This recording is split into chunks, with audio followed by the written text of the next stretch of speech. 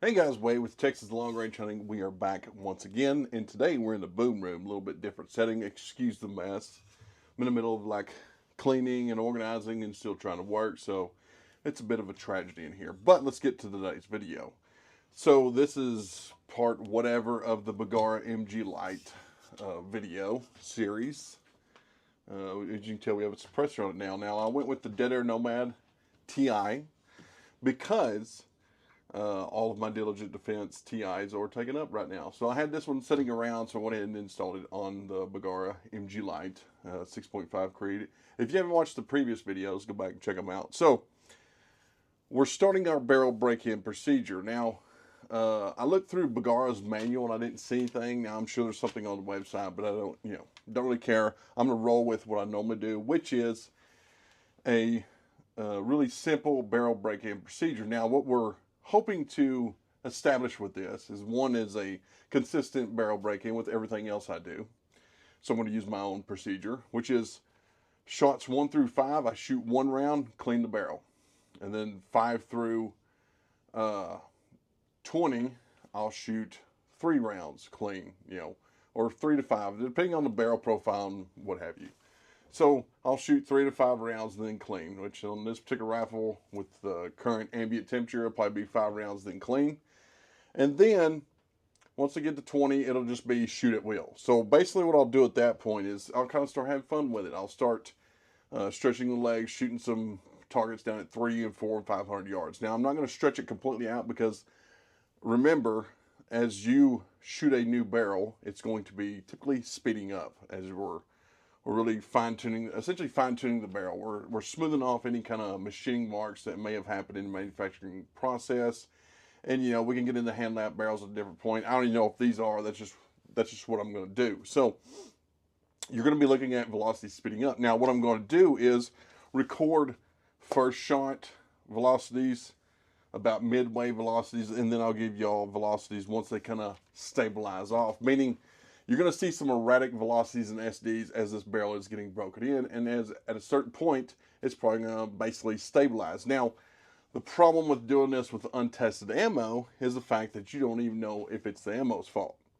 So what I'm doing is I'm taking some of our quality ammo, the Allied Munitions 135 grain A-tip, which typically out of a 24-inch bolt gun gives you some very low SDs and whatnot. And I'm going to be running this throughout the duration of the test. And that way I'll know once our SDs kind of calm down, the barrel's probably broken in and it's going to be where it's going to be. And we're going to see what kind of velocity increase we're going to get across the board. I'm going to take velocities with or without the suppressor. And then we'll report back in a later video. This video is just kind of establishing basically how I break in my barrels and get everything ready. Now I'm going to be taking chronograph readings, but it's not to go out in the field and use it. It's literally just out of, I try to log as much as data as possible because the only way you can truly be knowledgeable about any type of situations is have data at hand. So I typically do this with every single rifle, especially in our test rifles for Allied Munitions. While this one is my own personal rifle, I still will use it in the test lot of Allied Munitions rifles. So let's talk about the tools we're going to be using as far as our chronograph, the new Garmin. Makes things super easy. Love this little guy. And we'll probably do an in-depth video later on once I've put way more rounds down it, which right now it's probably around 1,000, on this particular chronograph. Lots of people always ask me what products do I use. For the most part, I use a lot of Real Avid because I really like the simplicity of their systems. But that said, I've always used Simple Green as a generic barrel cleaning product. Now, spare me the bullshit, I don't care. I've been using it for years. I've seen no degradation out of it. And I am using zero dilution. It's just straight out of the bottle. It's not been diluted. Straight concentrate, if you will. I'm using just a one-piece cleaning rod. I believe this is a Pro Shot cleaning rod. Ran Pro Shot products for many years. And then I've just recently swapped over to Real Avid because they started putting out even more products. But I still got all my Pro Shot cleaning rods.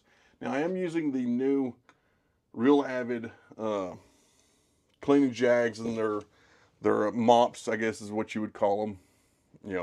Really like their system. I'm going to continue playing with that. So far, I've had fantastic luck out of all their other cleaning products, which is the CLP wipes. I freaking love these for my ARs. Makes it super easy. We'll get into that on a different video. Here's their bore foam that I use quite a bit. And then here is their foul out degreaser concentrate, whatever you want to call this. They make it super, super easy. But I'll still use a lot of brake parts cleaner for my final flushing of the barrel and chamber, because I don't do bore guides and all that stuff. I don't really, have so much crap. I don't have time and everything else. I just always make sure that the last thing I do is I shoot brake parts cleaner, which leaves zero residue behind, and then let it appropriately air dry afterwards. Now, keep in mind that I am firing a fair amount of rifles all the time. So a lot of my stuff's going to be sped up, but it's still going to be, it's going to be more than adequate for most scenarios. And like I said, the last thing I always do is brake parts cleaner and shoot it through the barrel and everything. Now, we'll get into cleaning regimens and, all that kind of stuff. I'm just basically bare bonesing it right now because I try to keep these videos relatively short, but I know that's hard to do. So, like I said, we're using cleaner rod, Real Avid stuff, the Jag and the mops or whatever you want to call them. I'm using this as my cleaner.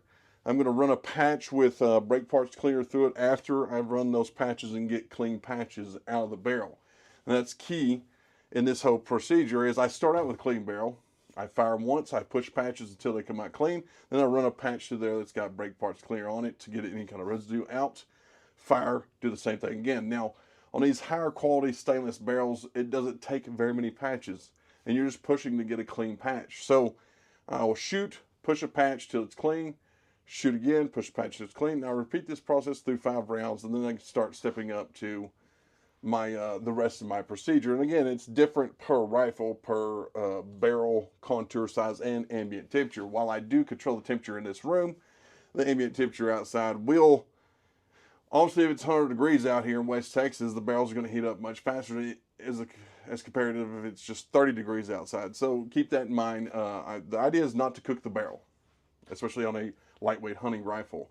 The idea is to just shoot it and get it broken in properly and not just run it ragged right out of the bats. Now, I don't want to get into like all the stuff that surrounds the, what people think here and there. I just know I've been doing this for years.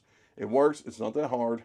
It gets me time behind a rifle, and I know I'm not pushing it to the edge of its life right off the bat. And I've had fantastic success out of doing this procedure over and over. And again, that procedure typically goes shots 1 through 5, 1 shot clean, 1 shot clean, 1 shot clean. And then 5 through 10, I might do 2. I might keep with 1. It just depends on the barrel profile. The thinner the barrel profile, the more it'll just be 1 shot clean. But if it's a heavy contour, I might do 2 or 3 shots and clean. And then until I get to about 20 rounds down the barrel, after those 20 rounds, I'll do a good cleaning. Make sure I get it real good and clean. I'll clean up the action and everything else. And then I'll start doing regular strings of fire, whether it be 3, 5, whatever the case may be. And again, that's highly dependent upon the barrel contour. The thicker the barrel contour, the more shots you can get away with. The thinner the profile barrels, like especially the 28 nozzle or 300 PRCs and super thin hunting profiles, those you want to definitely dial it back to like that 3-shot category. And again, don't really pay attention to the chronograph readings because that barrel is kind of still getting essentially lapped as projectiles go down. It's smoothing it up and it's getting any kind of crevices or whatever machining marks filled in with some copper fouling.